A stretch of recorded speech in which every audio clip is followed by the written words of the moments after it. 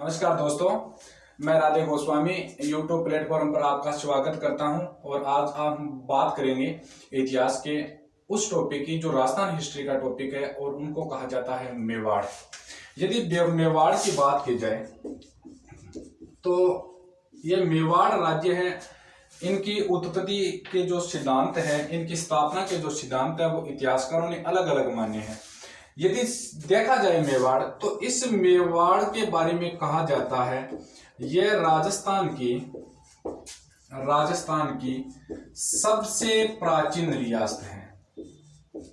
राजस्थान की सबसे प्राचीन रियासत है।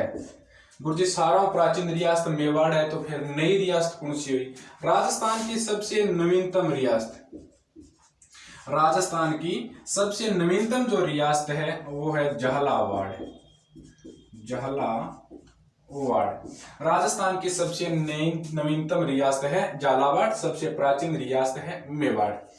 यह जो मेवाड़ है, वर्तमान में इस मेवाड़ में जिले आते हैं जैसे चित्तौड़गढ़,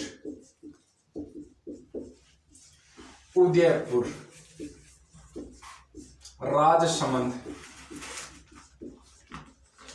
और कुछ हिस्सा भीलवाड़ा का आता है, शाहपुरा वाला, है ना, कुछ हिस्सा भीलवाड़ा का। इस मेवाड़ के अंदर देखा जाए तो मेवाड़ में दो राजवंशों ने राज किया था। मेवाड़ के राजवंश, मेवाड़ के अंदर दो राजवंश थे।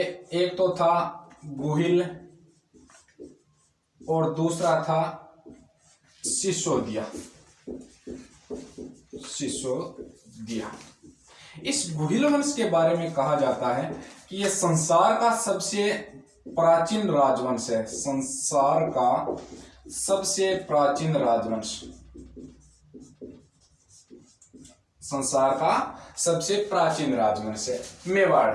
इस मेवाड़ शब्द से या इसकी उत्पत्ति के बारे में ऐसा उल्लेख मिलता है कि इस क्षेत्र में पहले मेर जाति का अधिकार था। मेर जाति की अधिकता होने के कारण इसे मेदपाट या इसको मेवाड़ कहा जाने लगा। मेदपाट शब्द है, उन्हीं का अपभ्रंश है, वो धीरे धीरे मेवाड़ हो गया था। आज हम इसको मेवाड़ के नाम से पढ़ते हैं। अब देखो, बात की जाए मेवाड़ की, तो मेवाड़ के अंदर दो राजवंश राज कर रहे हैं और देखा जाए कि इन राजवंश या इसकी स्थापना है वो किस प्रकार होती है। तो मेवाड़ की स्थापना के बारे में अलग अलग मत है। कुछ इतिहासकार कुछ मान रहे हैं, कुछ इतिहासकार कुछ मान रहे हैं। जैसे बात की जाए, जो अबुल फजल इतिहासकार है अपना, यहां लिख देता हूं मैं,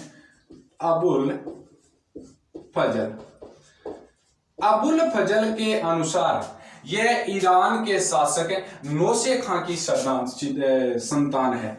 ईरान का शासक था, नाम था नौशे खां, इसकी संतान है। तो कुछ इतिहासकार इसको नौशे खां की संतान मानते हैं, जैसे गौरी शंकर हीराचंद ओझा, GH ओझा। इसके अनुसार यह है सूर्यवंशी और सर्वमान्य मत यही है कि मेवाड़ का जो राजवंश था यह सूर्यवंशी राजवंश था। जैसे टोड की बात की जाए, इतिहासकार कर्नल जेम्स टोड और VS स्मिथ की बात की जाए तो ये इनको मानते हैं विदेशियों की संतान। कर्नल टोड और स्मिथ के अनुसार यह है विदेशियों की संतान, इनको विदेशी मानते हैं। कर्नल जेम्स टोड के अनुसार, VS स्मिथ के अनुसार ये विदेशियों की संतान है। बात की जाए गोपीनाथ शर्मा की, बात की जाए एकलिंग महात्म्य की, गोपीनाथ शर्मा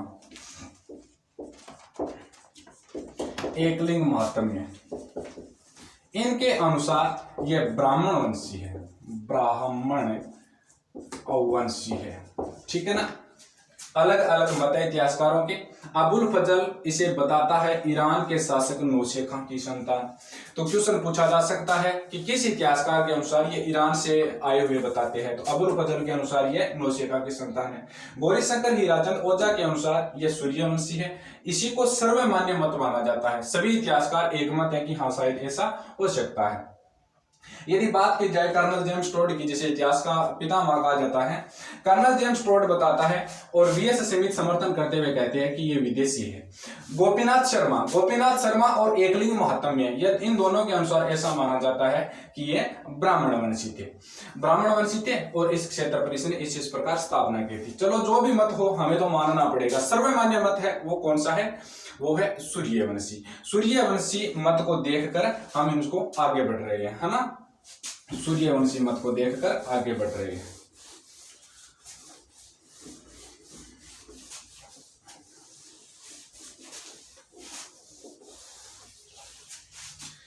बात की जाए कि मेवाड़ के अंदर गुहिल और सिसोदिया वंश का कुल देवता कौन है?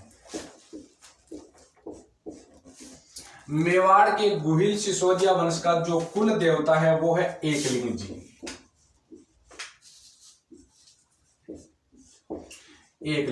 एकलिंग जी का जो मंदिर है वो है कैलाशपुरी। एकलिंग जी का मंदिर कैलाशपुरी उदयपुर में। एकलिंग जी का मंदिर कैलाशपुरी उदयपुर में है। बात की जाए कि इनकी कुल देवी कौन है, तो कुल देवी है इनकी बाण माता, ठीक है ना। कुल देवी कौन है? बाण माता है। मेवाड़ के गुहिल राजवंश के कुल देवता है एकलिंग जी और कुल देवी है बाण माता। देखो, जब भी मेवाड़ के महाराणा, इस मेवाड़ के जो महाराणा थे, मेवाड़ के महाराणा मेवाड़ छोड़ने से पहले अपने कुल देवता, मेवाड़ महाराणा मेवाड़ छोड़ने से पहले अपने कुल देवता एकलिंग जी से आज्ञा लेते थे, एकलिंग जी से आशीर्वाद लेते थे। इस घटना को कहा जाता था आशंका लेना। इस घटना को कहा जाता था आशंका लेना। मेवाड़ महाराणा मेवाड़ छोड़ने से पहले अपने कुल देवता एकलिंग जी से आज्ञा प्राप्त करते थे और उन आज्ञा लेने की घटना को कहा जाता था, आशीर्वाद लेने की घटना को कहा जाता था, वो कहा जाता था आशंका लेना। आशंका लेना कहा जाता था, ठीक है। अब देखा जाए कि मेवाड़ की स्थापना कैसी हुई थी, इसके अंदर जो गुहिल राजवंश है ये स्थापित कैसे होता है, तो थोड़ी सी जटिल कहानी मैं आपको बता देता हूं। बात की जाए मेवाड़ के गुहिल वंश की, तो सर्वमान्य मत है सूर्यवंशी। सर्वमान्य मत है सूर्यवंशी। इस सूर्यवंशी होने का प्रमाण मेवाड़ का झंडा देता है, जो उदयपुर संग्रहालय में रखा हुआ है। यह मेवाड़ का जो झंडा है यह इस प्रकार का झंडा है, इस प्रकार का झंडा है। ऊपरी हिस्से के अंदर यहां पर बनी हुई है सूर्य की आकृति, ऊपरी झंडे के अंदर बनी हुई है सूर्य की आकृति। इस झंडे के नीचे यहां पर एक पट्टी बनी हुई है, इस पट्टी के अंदर सूर्य के आकृति बनी हुई है, नीचे हिस्से के अंदर पट्टी बनी हुई है। इस पट्टी के अंदर मेवाड़ का जो वाक्य है वो लिखा हुआ है, जो दृढ़ राखे धर्म को, जो दृढ़ राखे धर्म को ताते ही या ताही राखे किरतार। जो धर्म की रक्षा करता है उन्हीं के हाथ में करतार होती है। यह इन मेवाड़ का एक तरीके से वाक्य था मेवाड़ महाराणाओं के, जो दृढ़ राखे धर्म को ताही राखे किरतार। यहां पर एक वीर सरदार का चित्र है। क्या है? वीर सरदार का चित्र। यहां पर मेवाड़ योद्धा या मेवाड़ महाराणा का चित्र है, मेवाड़ योद्धा या मेवाड़ महाराणा का चित्र बना हुआ है, ठीक है ना। इस प्रकार का झंडा है, वर्तमान उदयपुर संग्रहालय में रखा हुआ है। इन्हीं से प्राप्त होती है हमें जो जानकारी, वो ये होती है कि मेवाड़ के महाराणा क्या थे? सूर्यवंशी थे, ठीक है ना। सूर्यवंशी होने का जो प्रमाण है, इसी प्रमाण को देखते हुए इस सूर्यवंश के अंदर एक शासक हुआ था, एक व्यक्ति हुआ था, जिस व्यक्ति का नाम था विवस्वान। क्या नाम था? विवस्वान। मैं मेवाड़ की स्थापना करके बता रहा हूं आपको। सूर्य का वंश के अंदर एक व्यक्ति हुआ था जिसका नाम था विवस्वान। इसी विवस्वान के राजवंश में आठवां वंशज जो उत्पन्न होता है वो होता है दशरथ। भगवान श्री राम के पिताजी दशरथ का जन्म होता है। इस दशरथ के 4 पुत्र थे। सबसे बड़ा था राम, और राम से छोटा था वो था भरत। भरत से छोटा था वो था लक्ष्मण, और सबसे छोटा था उसका नाम था शत्रुघ्न। शत्रुघ्न, ये 4 पुत्र थे। इनमें ये जो राम है, इन राम का विवाह हुआ था सीता के साथ। किसके साथ हुआ था? सीता के साथ। सीता कौन थी? सीता थी मिथिला की राजकुमारी। मिथिला की राजकुमारी, सीता मिथिला की राजकुमारी थी और राजा जनक की पुत्री थी। जनक की पुत्री। अब देखो वंश आगे यही बढ़ता है। इस राम को और सीता को 2 संतान थी। एक का नाम था लव और एक का नाम था कुश। ये जो लव है, इनकी संतान चली गई थी ईरान। इनका राजवंश भारत में नहीं था, इनकी संतान चली जाती है ईरान। राजवंश आगे बढ़ा था, वो बढ़ा था किसका? कुश का। इसी कुश के 108वां जो वंशज होता है, उस वंशज का नाम था विद्यार्थियों विजयभूप। क्या नाम था? विजयभूप। हम कहां से चले थे? विवस्वान से। 8वां वंशज कौन है? दशरथ। दशरथ से राम उत्पन्न होता है, राम से लव और कुश। लव की संतान ईरान चली जाती है, और कुश है वो 108वां वंशज है कुश का, वो होता है विजयभूप। विवस्वान से लेकर इस विजयभूप तक, विवस्वान से लेकर विजयभूप तक जो राजधानी रही थी, वो राजधानी रहती है अयोध्या। कौन सी है? अयोध्या। अब देखो, ये जो विजयभूप होता है, यहां तक राजधानी है अयोध्या। इस विजयभूप का 6ठा वंशज होता है, उस वंशज का नाम था शिलादित्य। क्या नाम था? शिलादित्य। ये शिलादित्य क्या करता है?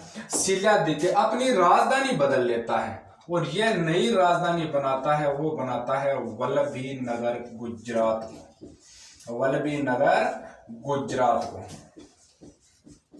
अब देखो, वल्लभी नगर राज्य का संस्थापक है, वो कौन है? शिलादित्य है। अब देखो, शिलादित्य ने अपनी राजधानी बना ली वल्लभी नगर को।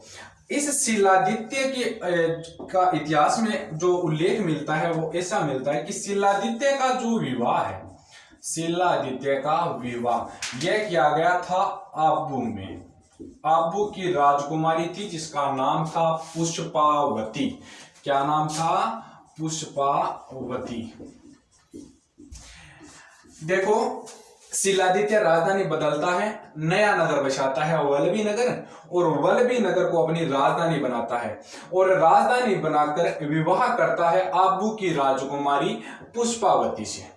अब शिलादित्य और पुष्पावती, इन दोनों के 6 पुत्रियां हो गई थी। कितनी पुत्रियां? 6 पुत्रियां। अब 6 पुत्रियां हो गई, पुत्र नहीं हो रहा है इसको। और इसी समय ये जो अगली बार गर्भवती होती है पुष्पावती, तो ये है ना पुत्र प्राप्ति की मनोती मांगने के लिए आबू जाती है। ठीक है ना, ये आबू की राजकुमारी थी। कहां पर जाती है? आबू, अपनी कुल देवी के यहां से पुत्र प्राप्ति की मनोती मांगने के लिए। पुत्र प्राप्ति की मनोती मांगने के लिए आबू गई थी। आबू के परमारवंश था, जो उनके परमारवंश राजवंश था। उस राजवंश की जो आराध्य देवी है, वो है अर्बुदा माता। अर्बुदा माता ये अपनी कुलदेवी के यहाँ पुत्र प्राप्ति की मनोती मांगने की जाती है। कई जगह आपको अम्बा माता भी नाम मिलेगा। ठीक है, ये भी ठीक है, अम्बा माता। कौन सी माता हो? यहाँ पर गई हुई थी पुष्पावती। 6 पुत्रियों को जन्म देने के बाद अगली बार जब गर्भावती होती है, तब यह जाती है अम्बा माता के दर्शन करने के लिए, पुत्र प्राप्ति की मनोती मांगने के लिए। इसी समय इस वल्लभी नगर पर, गुजरात वाले हिस्से पर, यहां पर होता है अरबों का आक्रमण। और अरबों का जब आक्रमण होता है, तो यह वल्लभी नगर तहस नहस हो जाता है। वल्लभी नगर तहस नहस हो जाता है, बर्बाद हो जाता है। इसमें मारा जाता है शिलादित्य और इनकी 6 पुत्रियां। एकमात्र जीवित बची थी पुष्पावती, और एक इसके गर्भ में बच्चा था। ठीक है ना। अब देखो आगे की बात। जब यह मनोती मानकर वापिस आ रही है, वल्लभी नगर जा रही है, तो रास्ते में इसे पता चलता है गुजरात की और राजस्थान की सीमा पर पता यह चलता है कि ऐसा हो गया, एक अनहोनी घटना घट जाती है। तो इसके दिमाग में बात आती है कि मैं अब सती हो जाऊं। सती होने की बात दिमाग में आती है। तो याद रखना राजपूतों के अंदर ऐसा होता था कि जो महिला है उसके पति की मृत्यु हो गई तो उसे सती होना पड़ेगा, फिक्स थी ये बात, उसको सती होना पड़ेगा। यदि वो न भी होती तो उसको नशा दे दिया जाता था और नशे में ऐसा कहा जाता था कि है ना, आप यदि अब अपने पति के साथ मर जाओगी तो आगे ना अगला जन्म में भी आप दोनों साथ साथ रहोगे। यदि वो सती न भी होती थी ना तो ना उसको बहुत ज्यादा उकसाया जाता था। इसलिए उकसाया जाता था कि पति की तो मृत्यु हो गई, जो समाज के अंदर है ना, जो अन्य लोग है उसको गलत नजर से ना देखे, इसलिए उसको सती किया जाता था, करवा दिया जाता था। अब है ना सती होना पड़ेगा। दूसरी बात, जो महिला गर्भवती होती थी, जो महिला गर्भवती होती थी वो महिला सती नहीं हो सकती। यह भी है ना मान्यता थी प्राचीन काल में कि गर्भवती महिला सती नहीं हो सकती। तो यह इस समय पुष्पावती गर्भवती है तो यह सती हो भी नहीं सकती। तीसरी बात यह होती थी कि जिस महिला के पति की मृत्यु हो गई वो अपने पिता के यहाँ भी नहीं रह सकती, तो ये आबू में भी नहीं रह सकती थी, ऐसा माना जाता था। अब देखो ये सारा प्लान इसके दिमाग में आता है तो ये सती होने से कैंसिल कर देती है। एक गुजरात के अंदर गांव है जिसका नाम है वीरनगर। इस वीरनगर में एक ब्राह्मणी मिलती है, उस ब्राह्मणी का नाम था कमलावती। वीरनगर की ब्राह्मणी कमलावती के कहने से यह सती होने का आइडिया बदल लेती है और इस समय यह है ना इसकी शरण में चली जाती है। कमलावती के पास यह रहती थी। तो इस समय यह गुफा के अंदर छिपकर एक पुत्र को जन्म देती है। क्यों? इसको डर था कि कहीं पर अरब है ना वो दोबारा आक्रमण नहीं कर दे। तो गुफा में एक पुत्र को जन्म देती है, उसका नाम रखा था है ना गुहादित्य। गुफा में जन्म होने के कारण इसका नाम रखा गया था गुहादित्य। अब देखो गुहादित्य का जन्म हो जाता है तो जन्म देने के बाद में यह पुष्पावती क्या होती है, गर्भ जो है ना सती हो जाती है। पहले तो गर्भवती थी, नहीं हो पाई, अब पुत्र का जन्म हो गया तो यह हो जाती है गर्भवती। और इसी गुहादित्य ने इस गुहादित्य का पालन पोषण करती है यह कमलावती ब्राह्मणी। और इसी के बाद में यह थोड़ा सा बड़ा हो जाता है तब इससे पूछता है कि मेरी मम्मी कौन है, मेरा पापा कौन है।